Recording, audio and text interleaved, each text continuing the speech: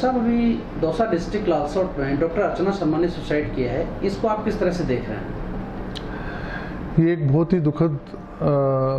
समाचार है और दुखद घटना हुई है और पूरा देश के जो चिकित्सक वर्ग हैं उनमें डर भी व्याप्त है और आक्रोश भी व्याप्त है और सभी चिकित्सकगण इस बार कंधे से कंधे मिलाकर ये सोच रहे हैं कि इस तरह जो रोज़ रोज़ की घटनाएं चिकित्सकों के अगेंस्ट हो रही है उसको कैसे समाप्त किया जाए। दूसरा सर, आप इंडियन मेडिकल एसोसिएशन में और पद पर हैं, राजस्थान स्टेट के आप वाइस प्रेसिडेंट हैं और कार्डियोलॉजी एसोसिएशन में आप नेशनल एग्जीक्यूटिव हैं,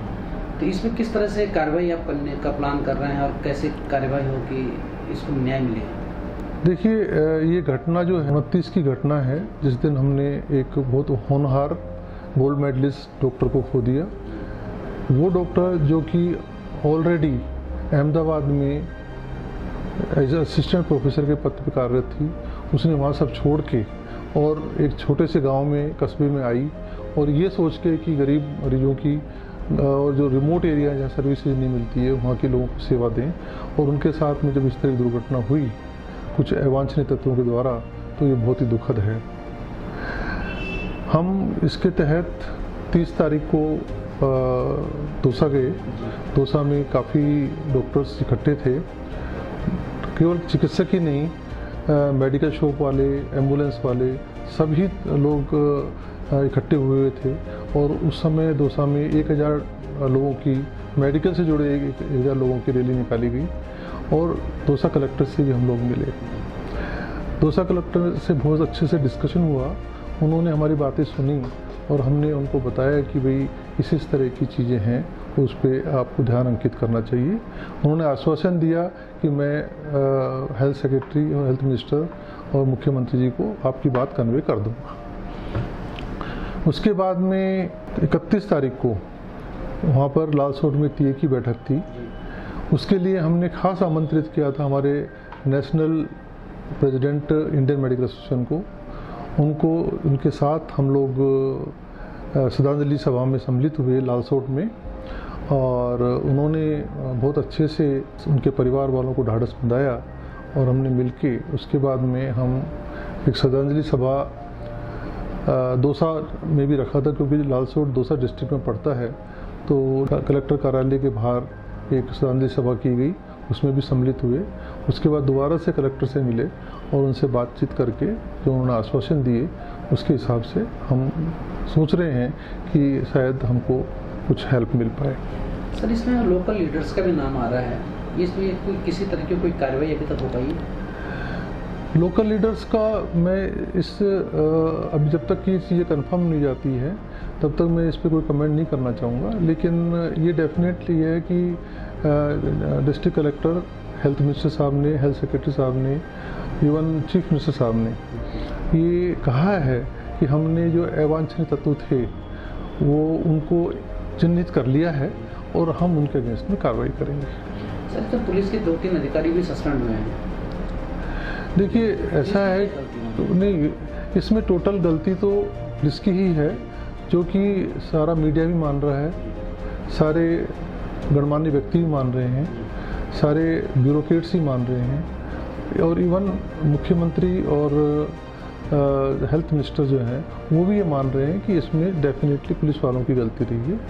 अब इसमें होता क्या है कि 3 लेवल की गलतियाँ थी, एसपी की गलती भी थी, डीएसपी की भी थी और एसएचओ की भी थी। अभी तक हमारी जो मांग थी वो ये था कि तीनों को ही सस्पेंड किया जाए। उन्होंने केवल एसएचओ को सस्पेंड किया है और डीएसपी को एपीओ किया है और एसपी को ट्रांसफ़र किया है। हमारी ये मांगे हैं कि इसमें सबसे बड़ा रोल जो है वो एसपी का ही था और जैसे हेल्थ मिनिस्टर साहब ने भी, हम जब मिले थे तो हेल्थ मिनिस्टर साहब ने भी कहा था साहब ये इसमें डेफिनेटली एसपी का ही सबसे बड़ी गलती है, उनके अंडर में सब जो लोग आते हैं और जो 302 की धारा लगाई गई लग ही नहीं सकती है, उसके लिए वो पूरी तरह से जिम्मेवार हैं। तो बेसिकली जब तक शांति नहीं आएगी, जब तक गुस्सा शांत नहीं होगा, कि जब तक कि वो कार्रवाई जैसी एसएचओ के लिए कार्रवाई हुई है वही एसपी और डीएसपी के अगेंस्ट भी हो, और यही हमारे नेशनल प्रेसिडेंट भी कह के गए हैं, यदि इस तरह से नहीं करेंगे तो हम कोर्ट में केस करेंगे और हम सजा दिला के रहेंगे। आगे किस किस तरह की मांगे आपने रखी हैं सरकार? देखिए, हमारी जो प्रमुख मांगे हैं, जो क्योंकि हम चिकित्सकगण पूरे भारतवर्ष में इन पीड़ाओं से गुजर चुके हैं और आए दिन छुटपुट घटना होती रहती हैं, और ये कई बार बड़ी घटनाएं भी हुई हैं जो थोड़े दिन चल के उस ठंडे बस्ते में डाल दिया जाता है। हम ये चाहते हैं कि क्योंकि सुप्रीम कोर्ट की गाइडलाइंस है और 2008 में वो एक्ट बन के राजस्थान में आ भी चुका है, यदि कोई भी अवांछनीय तत्व हॉस्पिटल्स में हॉस्पिटल स्टाफ को, हॉस्पिटल बिल्डिंग को क्षति पहुंचाएगा, तो उनके अगेंस्ट में अनबेलेबल वारंट जारी होंगे और उनको 3 साल की सज़ा होगी। दूसरे सुप्रीम कोर्ट के गाइडलाइंस ये हैं, यदि किसी चिकित्सक के अगेंस्ट में कोई मरीज कोई अपनी FIR लॉन्च कराना चाहता है तो डायरेक्ट FIR लॉन्च नहीं हो सकती है। पहले पुलिस 3 जनों की कमेटी बैठाएगी चिकित्सकों की, और चिकित्सक यदि कहेंगे कि भाई इसमें डॉक्टर की गलती है, तभी FIR लॉन्च होगी, चाहे किसी भी धारा के अंतर्गत। और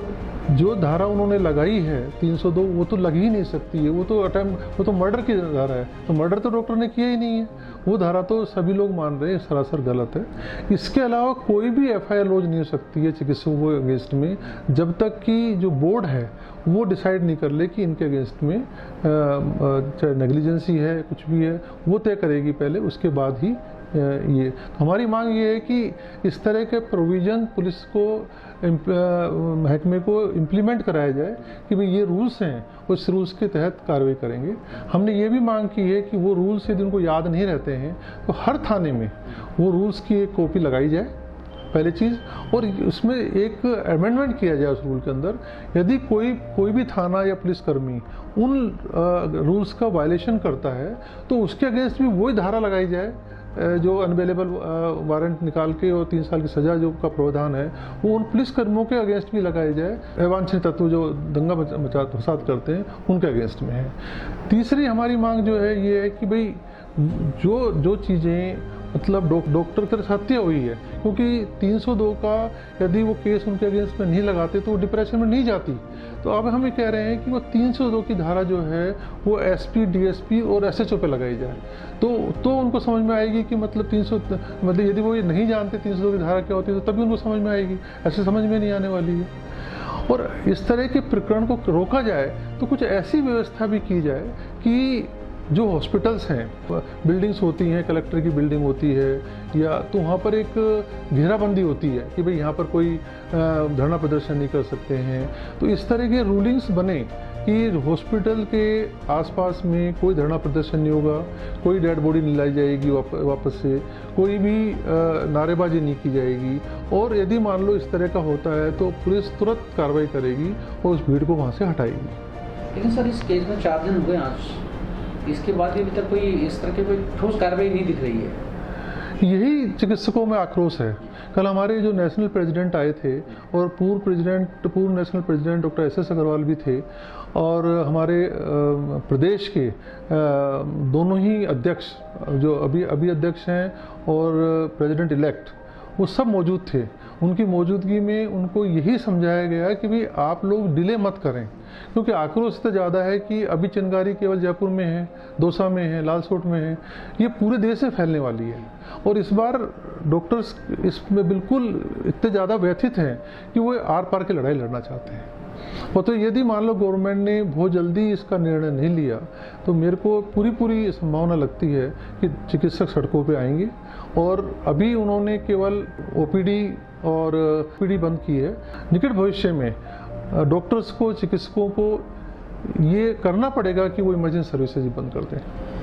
सर हॉस्पिटल्स और प्राइवेट डॉक्टर्स को लेकर क्या सुरक्षा को लेकर कुछ मांगे आपने रखी इन फ्यूचर? मैंने बताया आपको कि हमने सुरक्षा के लिए रखा है कि जिस तरह से बड़े मतलब ADM होते हैं, कलेक्टर होते हैं, उनके चारों तरफ जो उनकी बिल्डिंग होती है उसके चारों तरफ घेराबंदी होती है। इस तरह से ही कोई प्रोविज़न होना चाहिए कि भाई उसमें चारों तरफ दोनों तरफ हॉस्पिटल के बोर्ड लगे होने चाहिए, अलाउ करना चाहिए गवर्नमेंट को। ये शांति क्षेत्र है और यदि इस शांति क्षेत्र को आप घेराबंदी को ख़त्म करेंगे या यहाँ पर कोई प्रदर्शन करेंगे या अवांछनीय कोई एक्टिविटी करेंगे तो उसके लिए एक सज़ा का प्रावधान होना चाहिए और जनता को ये बताना चाहिए पुलिस वालों कि भाई इस एरिया में आपको ना तेज़ हॉर्न बजाने हैं, ना तेज़ आवाज़ में बातें करनी है, ना धरना प्रदर्शन करना है। और यदि मान लो कि कोई पेशेंट एक्सपायर हो जाता है तो पुलिस को आना चाहिए तुरंत और उसका जो भी करना है, पोस्टमार्टम करना है या उसको घर पे पहुंचाना है, ये पुलिस की जिम्मेवारी तय होनी चाहिए। सर एक लास्ट क्वेश्चन मैं आपसे जानना चाहता हूँ कि जो 3 पुलिस अधिकारी जिनको लेकर अभी 302 की धारा की बात आई थी, क्या मेडिकल एसोसिएशन ने इन पर कोई कार्रवाई FIR दर्ज कराई इनके अगेंस्ट में की ऐसा? बिल्कुल, हमने दौसा जो एसोसिएशन है जो कि लालसोट का डिस्ट्रिक्ट है, उन्होंने इन तीनों पुलिसकर्मियों के अगेंस्ट में भी और कुछ अवांछनीय तत्वों की नामजद रिपोर्ट दर्ज कराई है। उस पर पूरी तरह से अभी एक्शन नहीं हो पाया है और हम उम्मीद करते हैं जिस तरह की बातें हुई हैं, क्योंकि चीफ मिनिस्टर साहब ने भी, हेल्थ मिनिस्टर साहब ने भी, सबने यही कहा है कि ये गलती बहुत बड़ी हुई है और ये एक होनहार डॉक्टर की जान गई है, तो हम पूरी कोशिश कर रहे हैं। हमारे जो नेशनल अध्यक्ष कल आए थे, उन्होंने कह दिया है कि अपन 1-2 दिन वेट करेंगे, इसके बाद में अपन कंटेम्प्ट ऑफ कोर्ट, क्योंकि उन्होंने जो कोर्ट के ऑर्डर्स हैं उसकी अवहेलना की है, तो कंटेम्प्ट ऑफ कोर्ट का केस सुप्रीम कोर्ट में लगाएंगे और सभी राज्यों में हाई कोर्ट में इस चीज़ के अगेंस्ट में कंटेम्प्ट कोर्ट का केस लगाया जाए। और जो 2008 के रूल्स रेगुलेशंस हैं उसका भी वायलेशन हुआ है, उसके अगेंस्ट में भी मतलब